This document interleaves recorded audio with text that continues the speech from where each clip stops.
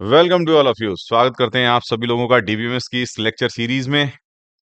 और आज मैं बात करने वाला हूं एक ऐसे प्रैक्टिकल डेमोन्स्ट्रेशन की जिसको समझना आपके लिए बहुत ही जरूरी है।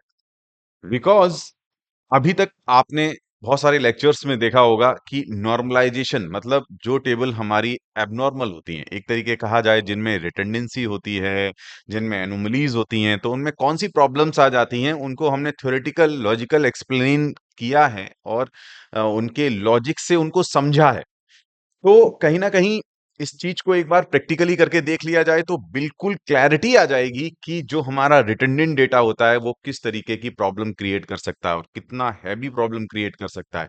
तो जिस तरीके से अगर डिजाइन से रिलेटेड इश्यूज हैं आपके टेबल्स में, और आपके टेबल्स में डिजाइन से रिलेटेड इश्यूज अगर आपने सॉल्व नहीं किए हैं, तो कितनी हौच पौच हो सकती है, कितना क्योस क्रिएट हो सकता है।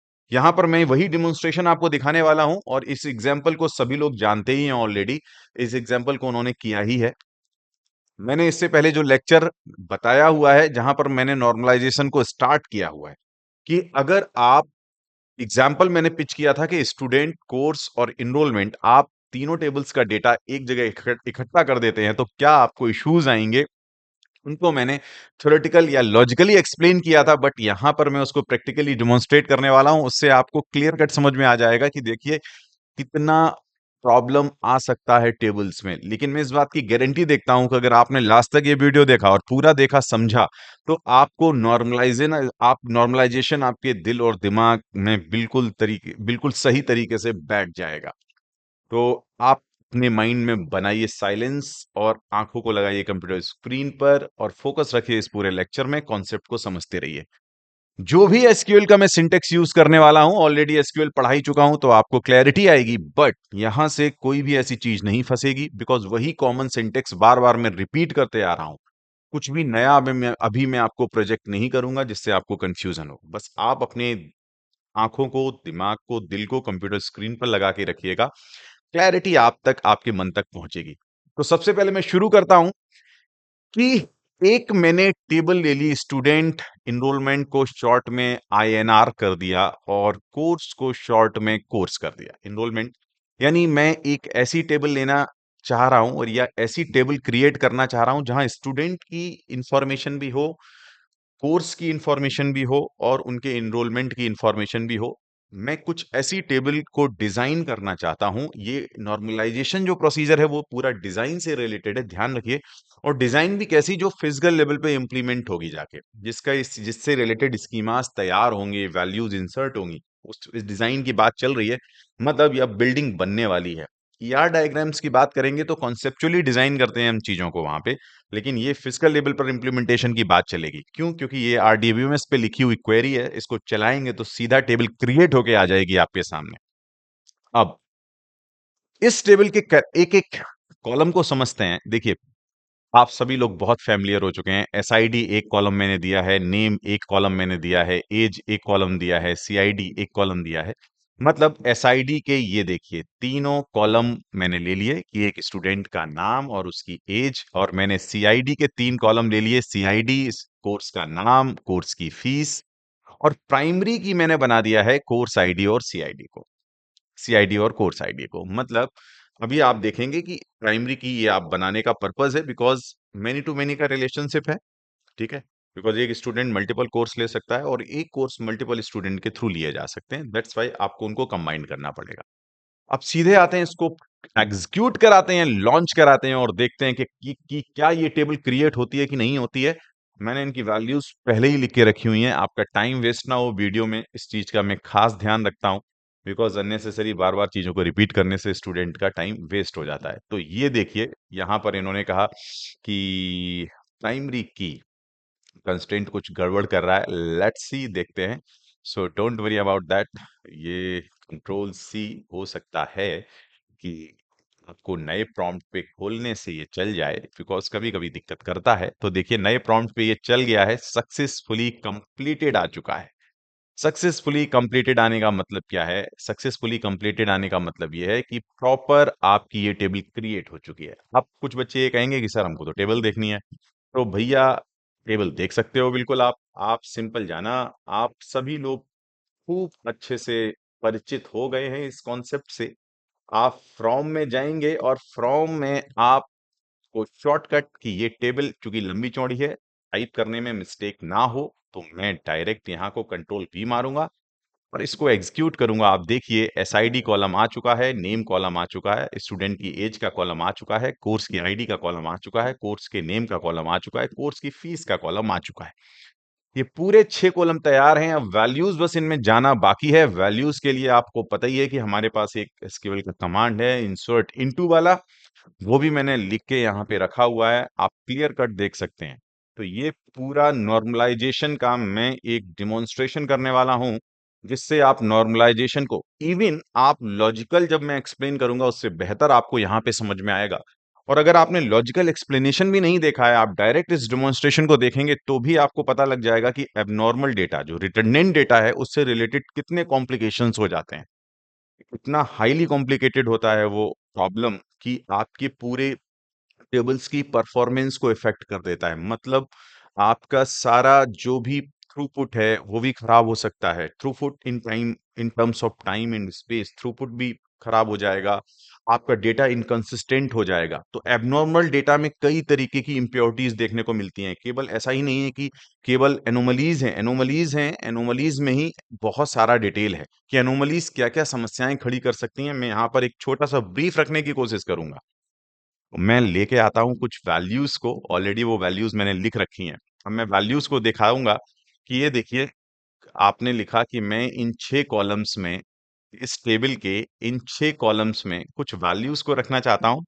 वैल्यूज हैं कि भैया S1 स्टूडेंट है विक्रम, एज है 30, कोर्स है C1, DBMS 4000, S1 hypothetical data ले लिया, विक्रम 30, कोर्स लिया इन्होंने C2, DSA 3000, S1, C3। मतलब मेरे पास एक स्टूडेंट अभी 3 कोर्स एनरोल कर रहा है, तीनों कोर्स की आईडी आपके पास दी हुई है, C1, C2, C3, उनके नाम भी दिए हुए, उनके फीस भी दी हुई है। स्टूडेंट का नाम है, स्टूडेंट की आईडी है, स्टूडेंट की एज है।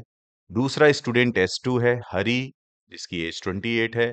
उसने C1 DBMS कोर्स खरीदा है या परचेज किया है 4000। S2 हरी 28, उसने C2 कोर्स लिया है।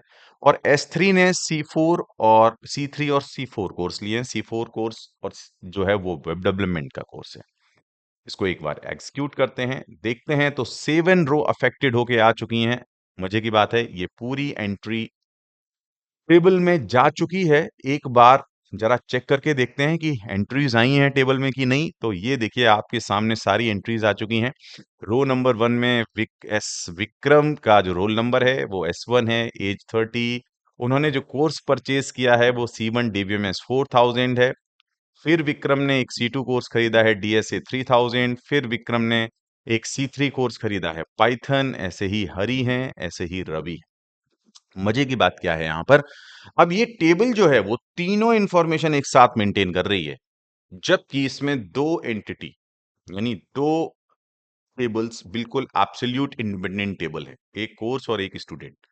क्योंकि इसमें जो इनरोलमेंट वाली टेबल है वो केवल इनमें कॉमन ब्रिज का काम करेगी, रिलेशनशिप सेट की तरीके से। रिलेशनशिप सेट है वो वहां पे, और रिलेशनशिप स्टेब्लिश कर रही है स्टूडेंट और कोर्स के बीच में। तो लेकिन मैंने तीनों चीज़ों को, चूँकि मेरे मुझे अपनी डिज़ाइन की क्लैरिटी नहीं थी, डिज़ाइन के कंस्ट्रेंट मुझे नहीं पता थे, मैंने सब कुछ एक ही टेबल में घुसेड़ के रख दिया।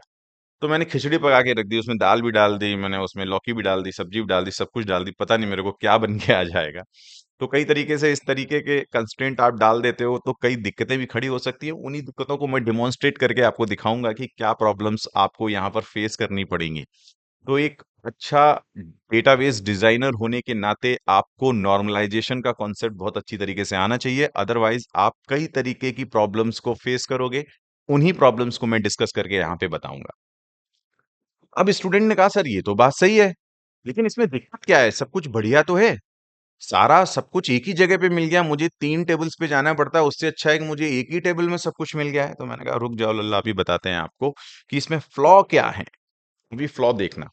तो फ्लॉ ये है कि मैं गया जस्ट अपनी एक टेबल में और मैंने कहा कि ऐसा करते हैं, मैं कुछ वैल्यूज को यहाँ पे लेके रख दिया हूँ। ये वैल्यूज मैंने ऑलरेडी सेव करके रखी हुई हैं क्योंकि टाइम बचे आपका। डिलीट, डिलीट मैंने कहा, और डिलीट में जाके मैंने फ्रॉम, और चूंकि टेबल का नाम जो है वो लंबा चौड़ा है, तो मैं यहाँ पे कॉपी कर ले रहा हूँ, कंट्रोल सी, और मैंने यहाँ पर दिया कंट्रोल बी, और मैंने कंडीशन लगाई वेयर।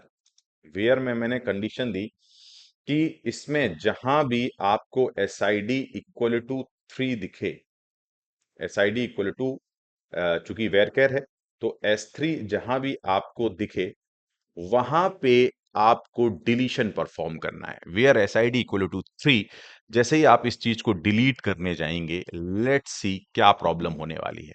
तो भैया देखो, ये 2 रो उड़ चुकी हैं आपकी टेबल से।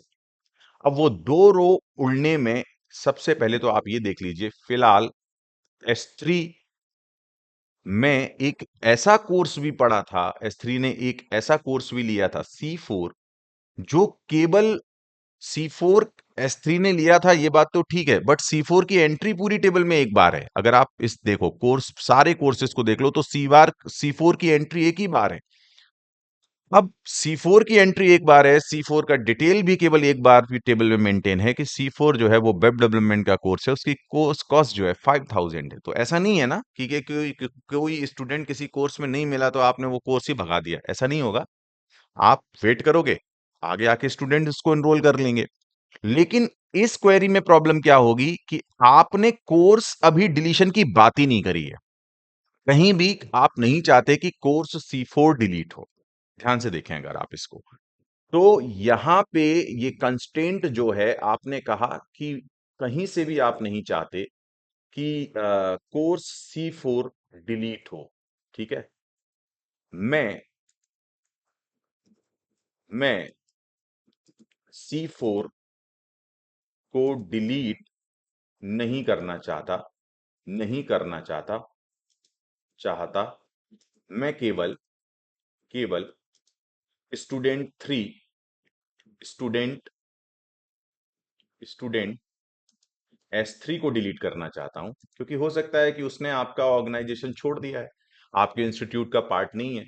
डिलीट करना चाहता था, करना चाहता हूं, मैं ऐसा करना चाहता था, बट लेकिन उसके चक्कर में तो भैया 2 रो उड़ गई हैं। अब मजे की बात है कि मैं देखना चाहूंगा कि क्वेरी का जो आउटपुट है वो क्या निकल के आया।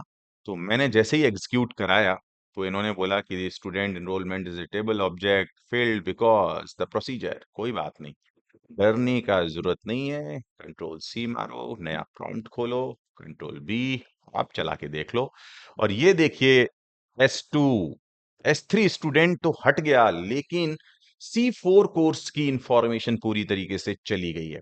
तो अगर आप देखेंगे इस टेबल में, तो भैया C4 कोर्स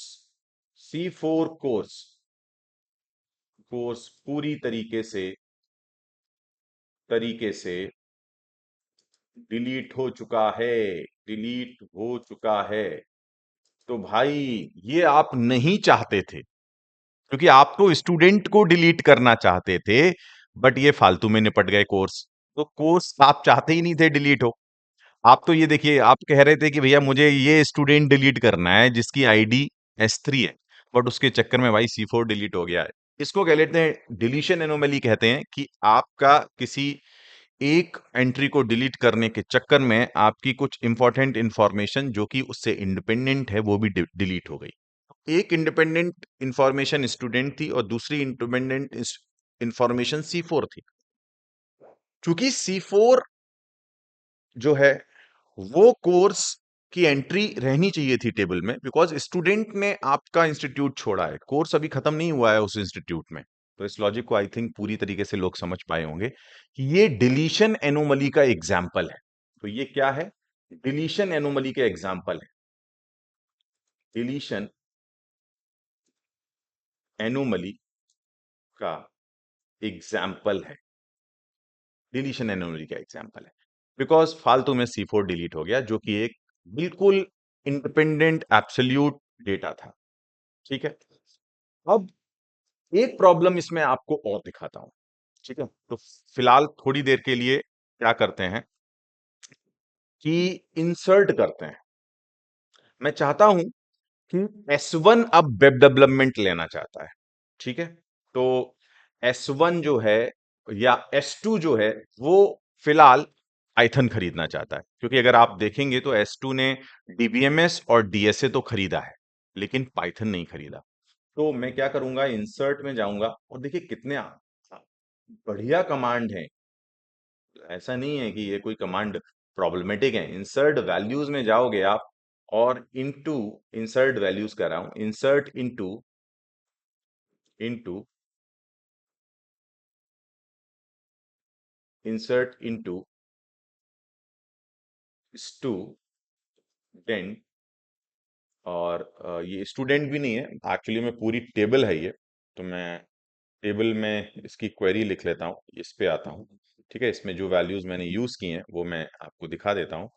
तो यहाँ पे ये वैल्यूज, ठीक है, दिस वन। तो फॉर एग्जांपल ये वाला कमांड में यूज करूंगा, तो कंट्रोल सी पे आ जाऊंगा। ये सब फास्ट करने के लिए मैंने किया हुआ है, ये कोई कॉपी पेस्ट नहीं है। ये आपका फास्ट अगर आपको करना है, बिकॉज मुझे वही रिपीटेड चीज बार बार करनी है। तो S1 ने की बार, S1 ने नहीं, S2 जो है वो पाइथन खरीदना चाहता है, ठीक है? तो वो पाइथन C3 कोर्स खरीदना चाहता है, पाइथन। अब आप देखना प्रॉब्लम, पाइथन उसने खरीदा, बढ़िया बात है, ठीक है, कोई दिक्कत नहीं, खरीद ही सकता है कोई बच्चा। और पाइथन की जो कॉस्ट है वो है 3000, 3000 वो खरीदेगा पाइथन। लेकिन प्रॉब्लम ये है कि फॉर एग्जाम्पल वो विक्रम का जो स्पेलिंग है वो मिस्टेक कर गया, ठीक है? अब C3 और इवन विक्रम नहीं, सी S2 का नाम जो है वो हरी है, हरी। तो हरी लिख देते हैं और यहाँ उनकी आईडी भी लिख देते हैं भाई साहब की S2 की, और वो पाइथन खरीदना चाह रहे। बट हरी की जगह सपोज डबल ए हो गया उनके नाम में। अब यहां पर जैसे ही आप जाओगे तो ये कह रहे हैं कि फला, ये देखिए आपका कॉमा लगा छूट गया है, तो ये वन रो अफेक्टेड होके आ गई। अब आप फिर से इस क्वेरी में लौट के जाइए और देखेंगे आप कि S2 स्टूडेंट का एक जगह नाम, दो जगह नाम हरी पड़ा है, लेकिन एक जगह नाम HARI आ चुका है। यानी डेटा इनकंसिस्टेंसी भी जनरेट हो रही है। इस तरीके की टेबल्स में आपको डेटा इनकंसिस्टेंसी दिखाई पड़ेगी, बिकॉज आप उस स्टूडेंट को अपडेट करने गए, उस स्टूडेंट ने कुछ कोर्स लिया, आप गए, बट उसका नाम आपने गलत टाइप कर दिया। तो यहां ऐसा कोई कंस्ट्रेंट तो होगा नहीं कि आप नाम गलत नहीं लिख सकते। तो एक जगह उस स्टूडेंट का नाम का स्पेलिंग अलग हो सकता है, दूसरी जगह स्पेलिंग अलग हो सकता है। और अगर इस तरीके के प्रॉब्लम आपको टेबल में दिखेगा तो आप कहोगे कि डेटा पूरी तरीके से इनकंसिस्टेंट है, खराब है। मैं कह ही नहीं सकता कि ये कोई ठीक टेबल है। This is the problematic table, ये अपने आप में एक प्रॉब्लमेटिक टेबल है। तो एक ही स्टूडेंट का दो नाम कैसे हो सकता है अलग अलग, ठीक है? तो आप कहेंगे ये डेटा इनकंसिस्टेंसी भी आ रही है, यहां पर इंटीग्रिटी का सवाल उठ रहा है टेबल पर, टेबल गड़बड़ बन गई है। एक मैंने आपको ये कॉन्सेप्ट भी दिखाया कि आपका डिलीशन एनोमली है, प्लस यहां पर आप इंसर्शन में भी कई तरीके का प्रॉब्लम देखोगे कि डेटा इनकंसिस्टेंसी भी हो सकती है इंसर्शन में। तो जब आपने ये वाला इंसर्शन किया तो यहां से आपको एक चीज देखने को मिली कि डेटा आपका इनकंसिस्टेंट स्टेट में दिखाई पड़ रहा है, इनकंसिस्टेंट स्टेट में आ सकता है। ये प्रॉब्लम केवल आपके डिजाइन से रिलेटेड प्रॉब्लम था कि आपने सब कुछ एक ही टेबल में घुसेड़ दिया है, इसकी वजह से ये डेटा इनकंसिस्टेंसी का प्रॉब्लम भी आपको देखने को मिलेगा। In insertion anomalies also, this is also the insertion anomalies ना। बट रिटर्डेंसी का प्रॉब्लम सर अभी आपने नहीं बताया, बिकॉज रिटर्डेंसी एक अपने आप में बहुत बड़ा प्रॉब्लम है। तो रिटर्डेंसी का प्रॉब्लम आप देखो कि S1 ने C1 कोर्स खरीदा, बट S1 विक्रम 30 ये हर बार आपको क्या करना पड़ रहा है, हर बार आपको लिखना पड़ रहा है। जब जब आपको S1 लिखना पड़ेगा तब तब आपको विक्रम 30 लिखना पड़ेगा। ये है रिटर्डेंसी। ये आपको अननेसेसरी मल्टीपल टाइम्स लिखना पड़ रहा है, इसका कोई रिलेशन नहीं है। क्योंकि S1 ने C1 लिया, उसके चक्कर में आप उसका नाम और एज हर बार क्यों लिख रहे हैं? बस आप इतना लिख दें कि S1 C1, S1 C2, S1 C3। आप S1 के साथ उसका नाम भी जोड़ रहे हैं। ये कितना कॉम्प्लिकेटेड टास्क है एक तरीके से डीबीएमएस के लिए। उसका रीज़न अभी आपको बताता हूँ। बिकॉज़ इसमें स्पेस भी ज़्यादा खर्च हो रहा है। क्यों? क्योंकि जितनी बार मान लो अगर S1 1000 टाइम्स होता, तो आपको ये 1000, 1000, 2000 एक्स्ट्रा इन फील्ड्स स्टोर करने पड़ते। इनको स्टोर करना, फिर इनमें अगर कोई ऑपरेशन करना है, तो आपको उन सारी कॉपीज़ में चेंज करना, जिसको अपडेशन एनोमलीज़ भी कहते हैं, ये एक प्रॉब्लम भी आपको देखने को मिलेगी। तो यहाँ पर एक आपको in terms of time and space, है ना? किसी चीज़ को बार-बार रिपीटेड वे में लिख दोगे, तो उसको टाइम और स्पेस वो दोनों के टर्म्स में वो प्रॉब्लम क्रिएट करेगी। तो आप कह सकते हो कि भई ये टेबल थ्रूपुट परफॉर्मेंस कम करेगी आपका, और ट्रांज़ैक्शंस आप चाहते हो फास्ट होने चाहिए आपके ना। तो ये थ्रूपुट परफ आपकी टे आपका जो डेटाबेस है उसका थ्रूपुट घटाएगी। उसका परफॉर्मेंस डिक्रीज करेगी in terms of time and space. तो सिंपली इसको ऐसे भी समझ सकते हैं कि अभी आप देखना, मान लो आप चाहते हैं कि S1 का, मान लो हरि का एज आप अपडेट करना चाहते हैं, धोखे में हरि का एज जो है वो गलत लिख गया। देन अब आप मजे देखना कि पहले तो मैं इनका नाम ठीक कर देता हूं, ठीक है? तो यहाँ पे मैं पहले इनका नाम ठीक कर देता हूँ। सो अपडेट, अपडेट टेबल, टेबल, और चलिए ये ठीक ना करने की जगह बहुत कॉम्प्लिकेटेड हो जाएगा एक्चुअली में, क्योंकि कॉम्प्लिकेटेड कुछ नहीं हो जाएगा, लेकिन यहाँ पर फॉर एग्जांपल इनकी एज में ठीक करना चाहता हूँ, ठीक है? तो अब अभी डेटा इनकंसिस्टेंट है। अभी आप मजे देखना कि एज में तो आपने कहा अपडेट, ठीक, टेबल, कौन सी? ये आपकी टेबल है। टेबल का नाम पूरा ना लिखें, आपसे कई गलतियां हो सकती हैं। आपने यहाँ पे लिख दिया, ठीक। सेट किया आपने, सेट क्या मारा आपने? सेट मारा आपने कि भाई देखो, आपको सेट करना है एज इक्वल टू 26, ठीक है? एज कॉलम में 26 सेट कर देना है। और आप क्या करेंगे इसको? आप करेंगे कि भाई मुझे किसकी एज सेट करनी थी? हरी की एज सेट करनी थी। मतलब मैं एसआईडी में जाऊंगा, एसआईडी में जाऊंगा, और एसआईडी में मैं क्या करूंगा? S1, जो हरि का आईडी था S2 था, यानी जहां भी हरि का आईडी S2 होगा उसकी एज 28 से 26 शिफ्ट कर दी जाए, ये आप दिखाना चाह रहे हैं। तो देखिए, हरि जहां पर हरि का जो आईडी S2 है, अब चाहते हैं आप कि अच्छा, ये तो एज भी इनकंसिस्टेंट हो गई है, तो उसकी सारी एज आप 26 कर दें। तो यहाँ पर एज में भी इनकंसिस्टेंसी आ रही है, नाम में भी इनकंसिस्टेंसी आ रही है। तो फिलहाल के लिए मैं उसकी एज 26 करना चाह रहा हूँ, और मैंने ये यहाँ पर चला दिया। तो इन्होंने कहा कि incorrect syntax near table update. Okay, तो दैट इज दिस। अभी देखते हैं भाई क्या है इसमें प्रॉब्लम। पहले एक बार चला के देख लेते हैं और फिर देखते हैं। तो इन्होंने कहा ये टेबल सिंटेक्स जो है प्रॉब्लम कर रहा है। देखते हैं, देख, 3 रो अफेक्टेड। तो भैया 3 रो मैंने टेबल कंस्ट्रेंट डाल दिया था, 3 रो अफेक्टेड हो चुकी हैं, और 3 रो अफेक्टेड हो गई हैं, इसका मतलब अब आप चेक करिए जाके कि कि ये 3 रो पे अपडेशन हुआ है। जो अपडेशन 1 रो में होना चाहिए था ना, वो 3 रो में अपडेशन आपको देखने को मिलेगा। इसका मतलब क्या हुआ कि आप सेलेक्ट करें और स्टार मारें, और आप यहाँ पे फ्रॉम में जाएं, और यहाँ से टेबल का नाम बिल्कुल अपनी तरफ से लिखने की कोशिश ना करें, कंट्रोल सी करें, और यहाँ पर कंट्रोल बी कर दें, और आप ये देखेंगे कि देखिए ये 26 26 26 सब जगह हो गया है। लेकिन आपने ये नोटिस किया होगा कि जो काम 1 रो में अपडेट करके हो जाना चाहिए था, उसको आपको 3 कॉपीज में अपडेट करना पड़ा, मल्टीपल। यानी इन टर्म्स ऑफ टाइम, क्योंकि टाइम तो गया होगा ना 3 कॉपी। मान लो ये 3000 कॉपी होती, तो 3000 कॉपी में जाके आपको अपडेट करना पड़ता। तो ये एक बड़ी प्रॉब्लम है अपने आप में, क्योंकि आपका स्पेस तो खर्च हो ही रहा है उन रिटर्डेंट इंफॉर्मेशन को सेव करने में। आपके अपडेट मतलब आपका समय भी खर्च होगा जब आप उन रिटर्डेंट कॉपीज में कुछ चेंज करना चाहोगे तो सब में चेंजेस करने पड़ेंगे आपको, हर रो में चेंजेस। जबकि आप क्या कह रहे हो, आप कह रहे हो बस मुझे वो S2 स्टूडेंट की एज केवल 26 कर दो, मुझे मल्टीपल टाइम्स क्यों कर रहे हैं भाई आप? तो ये सारी प्रॉब्लम्स आपको रिटर्डेंसी से देखने की वजह से मिल रही हैं। तो यहाँ पर मैंने शायद कई तरीके से आपको एक्सप्लेन कर दिया है कि इंसर्शन एनोमली, अपडे और इस एनोमली को क्या बोलते हैं? अपडेशन एनोमली बोलते हैं।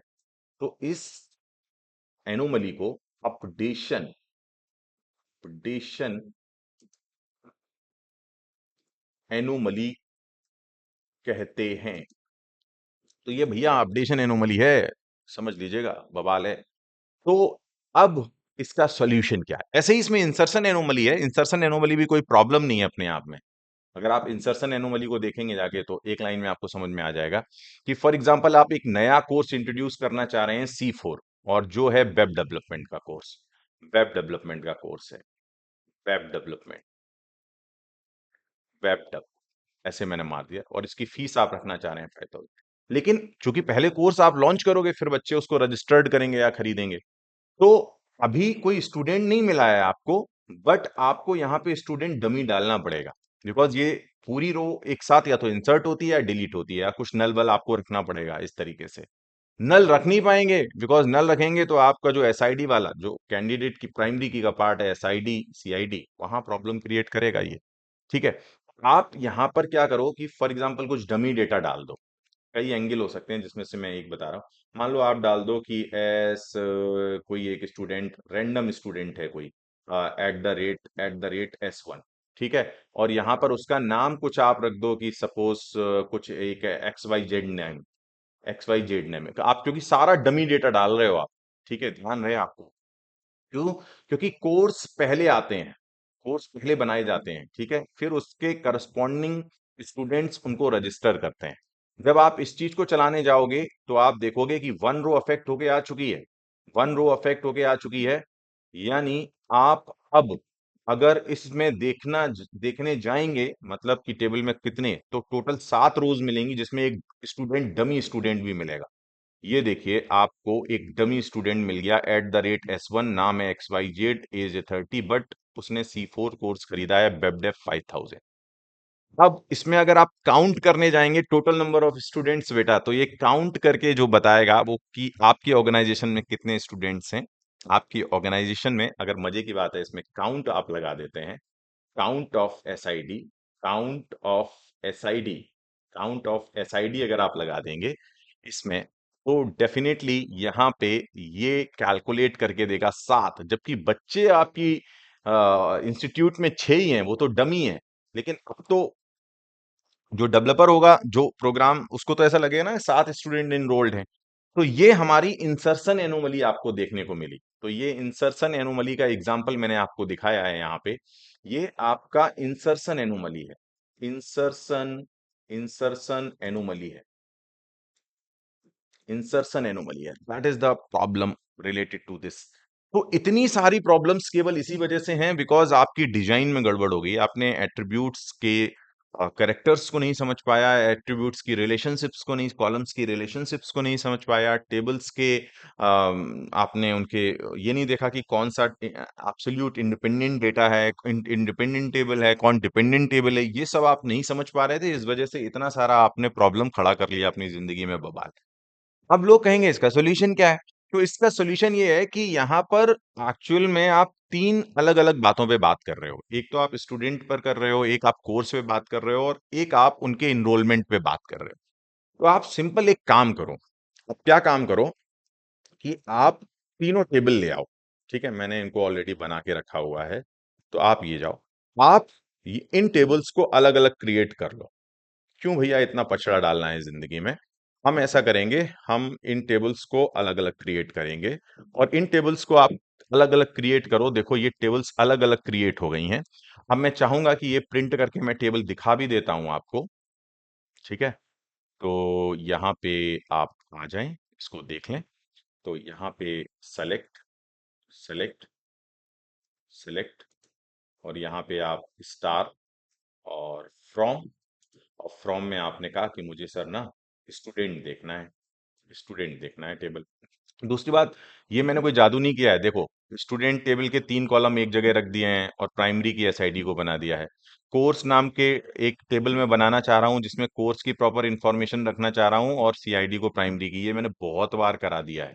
ये आप देख ही सकते हैं, ठीक है? ये एनरोलमेंट, इसलिए टाइम वेस्ट नहीं करूंगा। ये एनरोलमेंट ऑलरेडी मैंने टेबल बनाई है और 2 इन्फॉर्मेशन केवल रख दी हैं और इनके बीच में मैंने ब्रिजिंग कर दी है। इनके बीच में मैंने आपस में इनको जोड़ दिया है। किसको? कोर्स और इन स्टूडेंट टेबल को एनरोलमेंट रिलेशनशिप टेबल से। तो ये सब ऑलरेडी मैं कर चुका हूँ, इसलिए बहुत वेस्ट नहीं करूंगा, आपका टाइम वेस्ट नहीं करूंगा। यहाँ पे मैं आया कि सेलेक्ट स्टार फ्रॉम स्टूडेंट। अब आप कंट्रोल सी यहाँ पे मारो और यहाँ पे कंट्रोल वी कर दो और यहाँ आप उठा के लाओ कोर्स टेबल को। कोर्स टेबल और जस्ट कोर्स टेबल,